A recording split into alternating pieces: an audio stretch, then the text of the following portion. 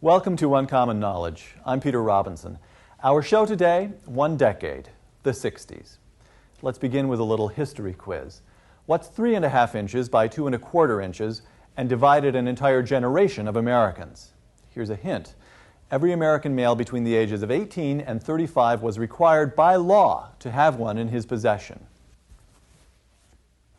A draft card. Hundreds of thousands of the young men who obeyed the law and honored this card found themselves shipped overseas and ended up carrying one of these. Hundreds of thousands of other young Americans disobeyed the law. Many burned their draft cards. They stayed home, or in some cases went north to Canada, and many of them ended up carrying one of these. The Vietnam War protest movement often turned violent. On college campuses across the country, administration buildings were occupied, trashed, even burned. At the same time, though, there was another protest movement taking place, one that was generally peaceful, the civil rights movement. Two enormous protest movements, the after effects of which continue to shape American life even today.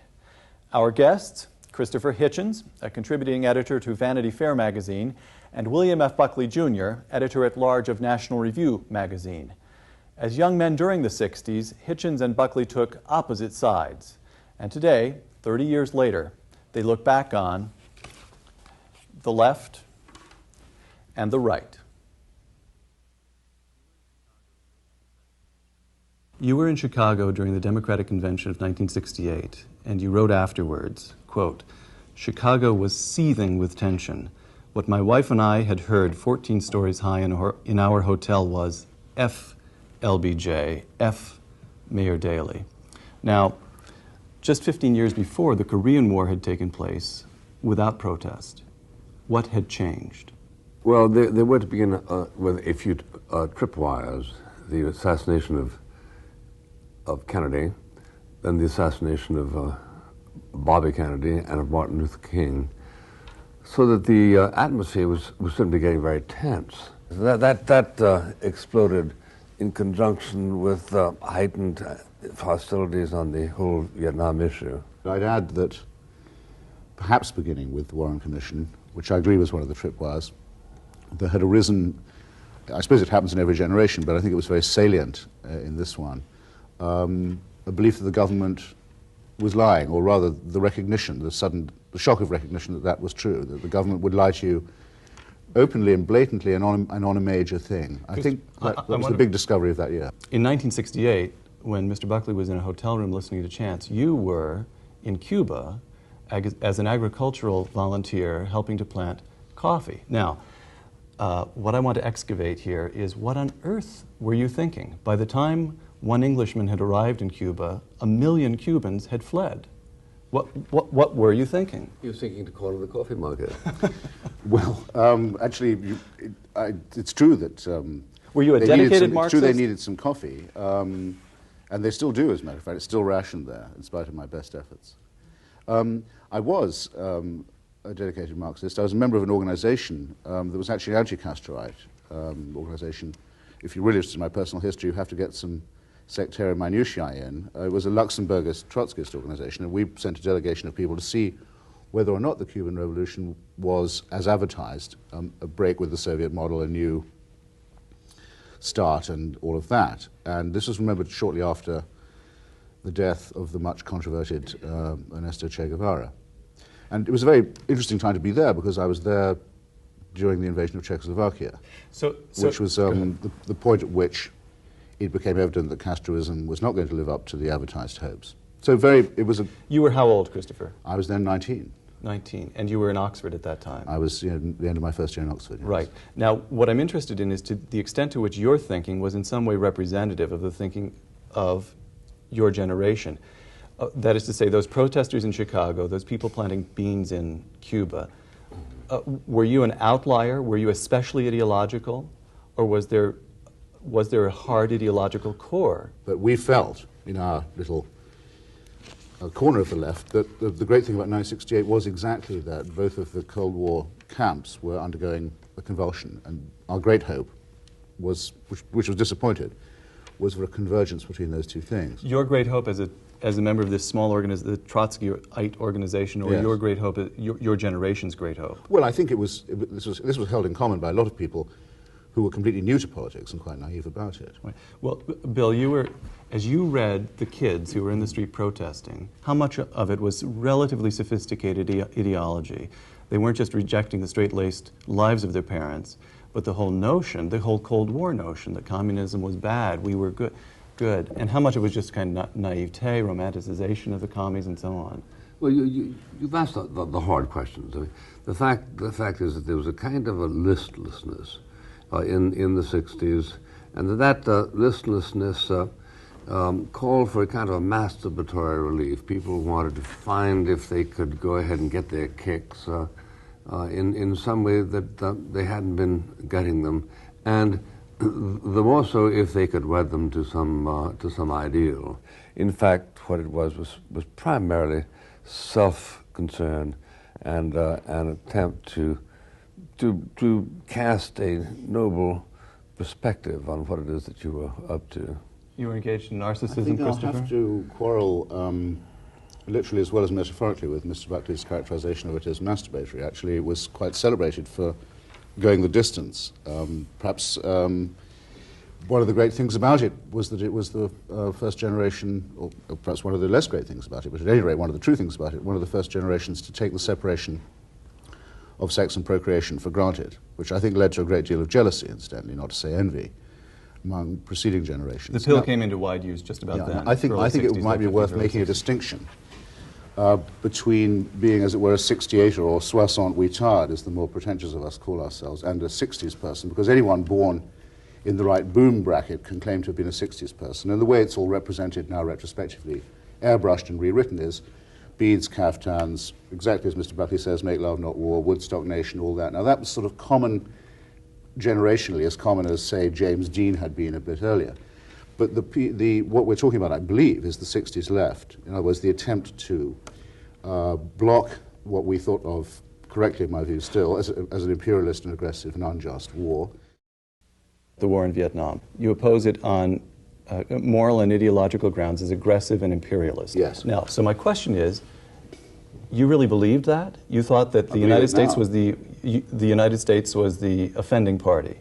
I would affirm it now, in fact, with greater knowledge and infinitely larger depth of evidence to draw upon, yes. That the Chinese, the Soviets supplying the North Vietnamese were the good guys in this one? I think the hardest thing probably to get people to remember now, even though they must remember it at the time, or should, is that the official reason given for intervention in Vietnam, well, there were several, and they kept changing, but one of them was that it was to stop Chinese expansionism into the Indo-Chinese peninsula. That's now considered so ridiculous, and it's so self-evidently untrue, that it's hard to remember that that was one of the official alibis. Are you saying that it was untrue and known to be untrue at the time? Well, whether or not Mr. Rusk, say, believed that a South Vietnamese post-French colonial buffer state, guaranteed and underwritten by the US, was an insurance against Chinese expansionism or not, I don't know. But I do know that that's what he maintained. It seems fantastic, doesn't it?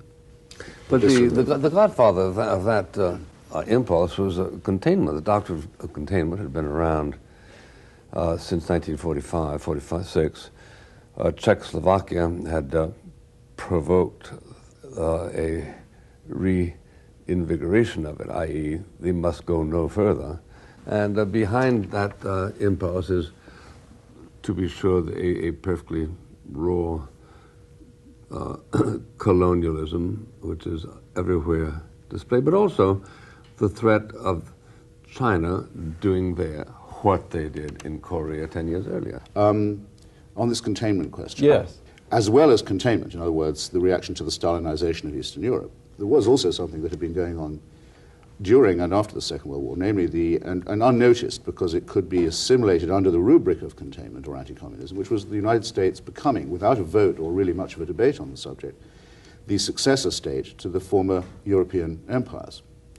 Okay, to the British in part of the Mediterranean and the Middle East, especially after Suez in '56, to the French in Indochina, which is my main point. You're not going to let him get away with calling us an empire, but also to the Portuguese. I'll flip this one to you in a moment. Go to ahead. the French in and the Belgians in the Congo, to the French and Portuguese, and even in the Dutch in Indonesia. Remember the coup in Indonesia in '65. Now, the origin of what sometimes called the morass or quagmire in Vietnam is the decision by Eisenhower and Dulles to inherit French colonial rule in Vietnam. That's really the situation. The United States put itself in the position of being a classical colonial imperial power. I don't myself believe that they had a prayer of reversing that verdict by continuing to bomb and destroy more of Vietnam than they actually did. And remember, they covered it pretty much from end to end. I don't think we really say there wasn't enough violence used on the Vietnamese, can you? Well, it was suggested to President Eisenhower that we intervene to prevent Dien Bien Phu, and he said no. So in that sense, he said French colonialism has to look after itself. But looking after itself is different from being colonized by another entity, to wit, a Soviet entity, against which we were globally engaged. And it mattered enormously when looking down on the old Vietnam, it appeared that Vietnam, the North, was to be the aggressor to the South, threatening all that lay in the West. Closing questions on Vietnam. Do you wish, from this vantage point, that we had simply never gone in? Yes. You do. Christopher, let me ask you what you wish. Between the fall of Vietnam and the fall of the Berlin Wall, I counted them up, and there are at least 9 countries, at least 9, that fell under Soviet domination. Do you feel, as a coffee planter in Cuba and a Trotskyite, any responsibility for the period of misery the people of those countries endured? Any personal responsibility? Yes, actually, any personal responsibility. You and the generation of '68, the protesters. I really think it would be grandiose of me to accept any, but I also think... All right, symbolic. Morally, no, of course I don't, because I was and you were right then. I always was a vocal opponent of that, and I consider the revolution of 1989... Vocal opponent of what? Of the Soviet Union? Yes. What do you regret that you did? Let me ask that. What do you regret that you did in the '60s? I think that I regret there was a slogan that was painted on the walls of Paris at one point in the great upheaval of May '68, which said, "Take your desires for reality." I think there was a certain hedonistic utopianism around, which, though I tried to... You grant Bill's point about the self-indulgence. Oh, I thought I did so except by substituting fornication for masturbation. Thought I'd already clarified that. All right, fine. Saying no, it was going all the way. It wasn't onanism. And what do you regret that you did? Well, I regret that I didn't, sooner than we did,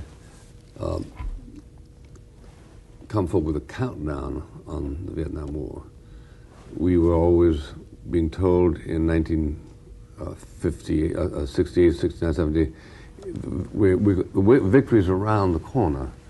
And they tend to say that persuasively. A lot of people were persuaded. I went to Vietnam 3 times and wrote back that it looked good. I was told it looked good. You regret trusting the government of the United States? Well, it's not so much the government I trust. It is individual people working their own perspectives. Now, you can call that government if indeed you say, well, he works for the government. But I saw them, and I thought I saw them making individual... I spent a night in a bunker with General Abrams, and he wasn't giving me 2.5 hours talk for the sake of confusing me. This is what he thought. And I haven't seen an awful lot of people, McNamara is the great exception, who've gone around saying during that whole time, we were simply feeding American journalists and American surveyors stuff we knew wasn't true. I think it's greatly to the credit of the United States that the government felt it had to lie to the people about this war from the beginning. My main regret is I didn't do more than I did to help the anti-war movement. It's still, what little I did do is still a great cause of pride to me, but I think, and I'm not searching for common ground in saying this, believe me, but I should have thought that one thing we do perhaps share is a feeling that widespread distrust in the government isn't a bad thing. The fact that there was great disillusionment at that point may have struck you then as being a defeat, but surely, from a conservative point of view, there must have been something salutary about it. I keep saying... The presumption is that the state is in the business of aggrandizing its power and ought to be watched. But the presumption taken to a certain point blinds you if, in fact, you simply refuse to listen to what is being said and then make your own evaluation. Barry Goldwater went over. Then I saw him the day back. He came back. He's a pretty experienced fellow, and he thought, this was 1967. He thought that the enemy couldn't continue to sustain the casualties they did. Now, that's a reasonable thing to say. You might have been said that, don't be said, there will never be any lack of people who will rise up and volunteer to commit suicide on behalf of a free Vietnam. You'd have been right, but it would have been romantic for me to assume that you were right. The image of the anti-war protesters is the caftans, the self-indulgence of fornication and so forth. But civil rights, quite different. Marches, the march on Montgomery, Martin Luther King modeling himself on Gandhi, thrown in jail, he says unearned suffering is redemptive. Now, the civil rights movement was concretized in the Civil Rights Acts. And the big Civil Rights Acts of 64 and 68, 65 actually is when it was enacted in 68. The big hullabaloo was over the act as it was coming to a vote in 64. Barry Goldwater opposed it. I flipped through old copies of the magazine you edited at the time, National Review, and National Review speaks of the act in language that is in places just dripping with disdain. Why did you oppose that act?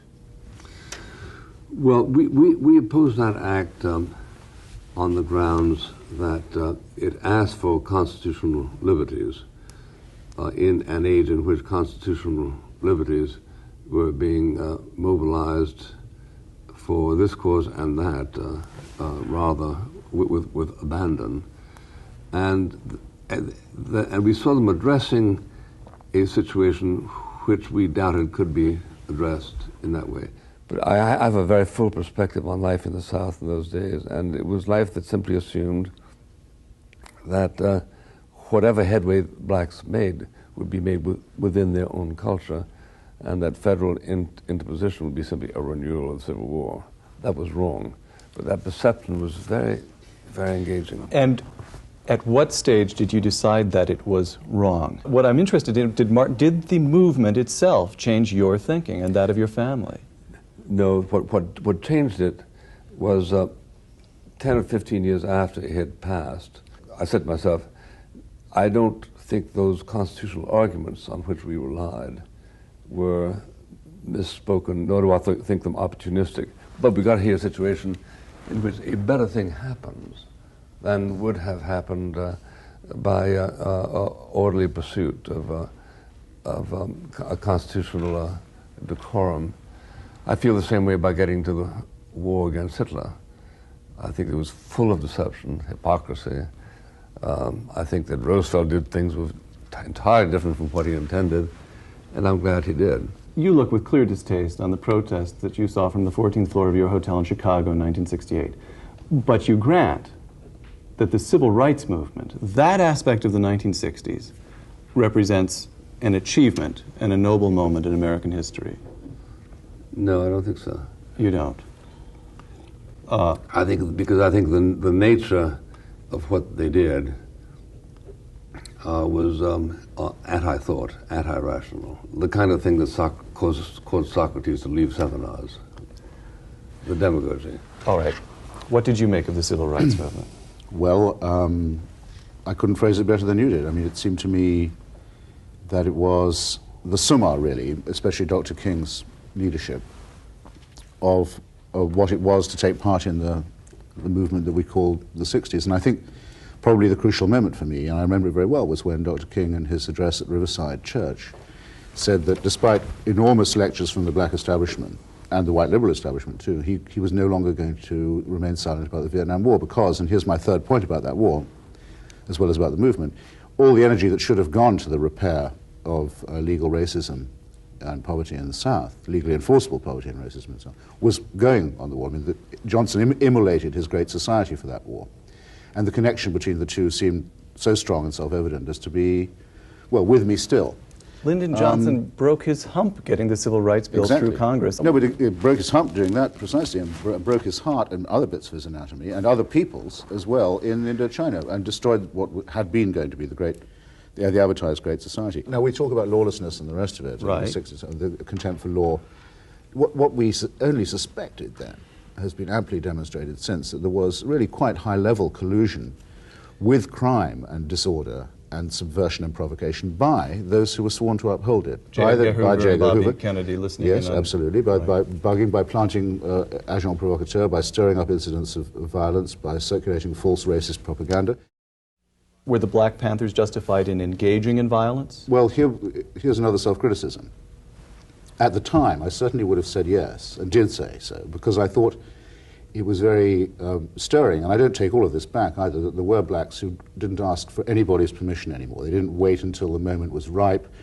They didn't wait until there was a liberal consensus. They said, we want to do it on our own, and we have a perfect right to do that. That struck me as a good thing, and though it led to awful consequences in the case of the Black Panthers, to gangsterism and so forth. I remember being more impressed by it now than I think I probably should have been, to the extent even of saying more impressed by what? By that kind of black style, and by its courage, and also to make the full self-criticism, not recognizing that King was the real revolutionary. In other words, thinking of him as really the moderate in the thing, whereas when you look back on it, he was the one who really took it on the chin, as well as, still in his 30s, risking his life almost every day and refusing to threaten anybody else's for the rights of his own people, so to speak, but also saying that moral statements had to be made about the war and about nuclear weaponry. You saw even the civil rights movement through the prism of Vietnam and this Trotskyite vision very of the difficult global not struggle. to see it that way, because I certainly think, and Mr. Buckley in a way confirms it, that those who were on the other side saw the two things as somewhat linked as well, as a challenge to a certain ruling order. Yeah. Your statement is that they were seen by those on the other side, we have a representative of those on the other side right here, as a conjoined Yes. challenge to the established order. Yeah. So the George Wallace-Curtis LeMay joint candidacy was, in other words, absolutely perfect. The man who'd said, we will level every work of man in Vietnam, the head of the Bomber Command, and the man who said he would stand in the schoolhouse door. Yeah, without coming up with the placenta that fed the two movements and suggested that they were saying, I think it's true that the same people viewed the two phenomena as in a sense linked, i.e. they were the causes of that time, and they drew the sympathies of the same kind of people. Meanwhile, the conservatives were saying there are understandable strategic reasons for doing something about Vietnam, and in respect of the civil rights question, we have to recognize that progress goes slowly. The progress has to build on the good nature of the community. Final question on each of these issues. Civil rights, you view that as a noble moment in American history. And you, Bill, what would your formulation... Yes, I'm impressed by how conventional a view that now is in some ways, yes. And because I think... Well, Bill's about to be its unconventional. baptism may have masked from people how noble it really was. What would your formulation be? My formulation was that the civil rights programs were a formulaic response to a real need, and not by any means one that has proved as successful as an alternative means might have been. And on Vietnam, Bill, a century hence, will the American involvement in Vietnam be seen to have done any good at all? I think it might be viewed historically as an act of constancy. We had said that we were going to live by the doctrine of containment, and we did our best. We prevailed in Korea, we prevailed in Berlin, we prevailed in Greece, and we didn't prevail there, but we gave the right signal, that they might say. And your view, a century hence, how will that war be seen? Much more as a crime than a mistake or a blunder, much more consciously committed, and as having done much more damage to American democracy than was recognized at the time, as well as having betrayed even the Vietnamese in whose name, the American allied Vietnamese, in other words, in whose name the war was conducted, as a complete, all-round textbook disaster and crime. Christopher Hitchens, William F. Buckley, Jr., thank you very much.